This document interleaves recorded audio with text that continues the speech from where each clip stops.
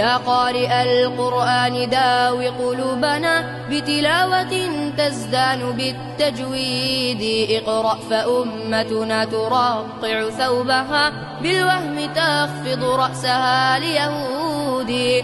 اقرأ لعل الله يوقظ غافلا من قومنا ويلين قلب عنيد. اقرأ ليرجع ظالم عن ظلمه ويقر بالإيمان كل جحود.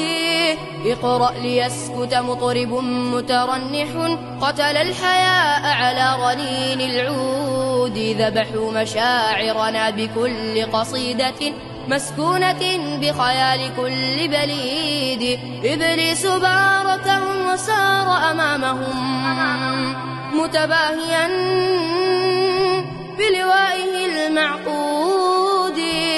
اقرأ ليهدى قلب كل مروع من قومنا وفؤاد كل شريد.